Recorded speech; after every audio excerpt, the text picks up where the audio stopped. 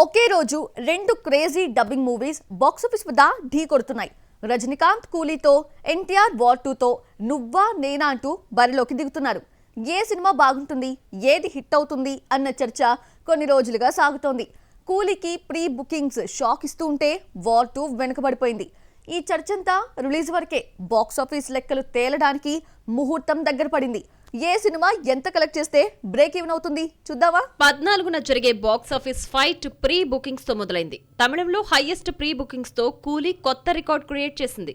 War 2 bookings తెలుగులో బాగున్నా మిగతా భాషల్లో తక్కువగా ఉన్నాయి. ప్రీ బుకింగ్స్ పక్కన పెడితే పాజిటివ్ టాక్ వచ్చిన సినిమాకే ఆడియన్స్ బ్రహ్మరథం పడతారు.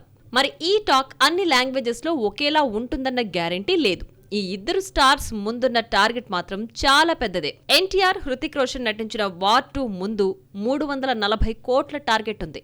పాన్ ఇండియాగా రిలీజ్ అవుతున్న హిందీలో ఎక్కువగా 175 కోట్లొస్తేనే సేఫ్ గా బయటపడుతుంది. ఇక తెలుగులో 90 కోట్ల మార్కు దాటాలి. ఓవరాల్ గా వరల్డ్ వైడ్ గా 340 కోట్ల షేర్ వస్తే వార్ 2 హిట్ మూవీ అవుతుంది. బాక్సాఫీస్ లెక్కలన్నీ గ్రాస్ లోనే ఉంటాయి కాబట్టి 700 కోట్ల గ్రాస్ వస్తే వార్ 2 బ్రేక్ ఈవెన్ అవుతుంది. ఎన్టీఆర్ హిందీలో నటించిన తొలి మూవీ వార్ 2 తెలుగులోకి డబ్ కావడంతో బిజినెస్ తగ్గింది. లాస్ట్ మూవీ దేవర తెలుగు రాష్ట్రాల్లో 112 కోట్లకు బిజినెస్ జరుపుకుంది.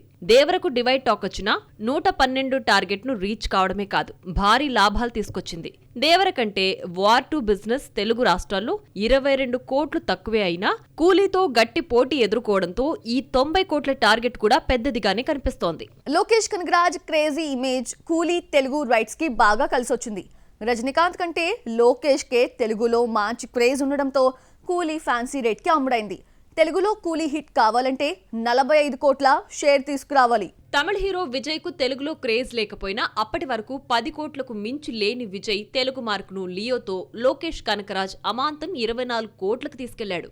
ఈసారి రజనీకాంత్ తెలుగు మార్కెట్ను పెంచాడు. రజనీ లాస్ట్ మూవీ వెట్టయాన్ 16 కోట్లకు, జైలర్ 12 కోట్లకు అమ్ముడు కాగా లోకేష్ కు తెలుగులో ఉన్న క్రేజ్ ను సన్ పిక్చర్స్ క్యాష్ చేసుకుని తెలుగు డబ్బింగ్ రైట్స్ ను 45 కోట్లకు అమ్మింది. రజనీకాంత్ కెరీర్ లో ఇప్పటి వరకు 2.2 ఒక్కటే 375 కోట్లకు హైయెస్ట్ ప్రీ రిలీజ్ బిజినెస్ జరుపుకుంది. ఆ తర్వాత సూపర్ స్టార్ మూవీ ఒక్కటి 200 కోట్ల థియేట్రికల్ రైట్స్ దాటలేదు.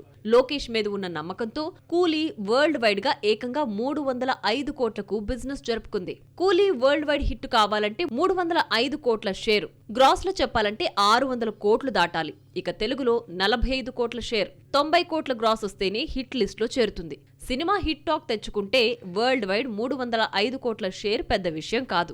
ఎలాగో ప్రీ బుకింగ్స్ లో కూలీ కాలీవుడ్ లో సరికొత్త రికార్డ్ క్రియేట్ చేయడంతో బాగుందన్న టాక్ రావాలే కానీ తమిళంలో తొలి 1000 కోట్ల సినిమా అయినా ఆశ్చర్యం లేదు.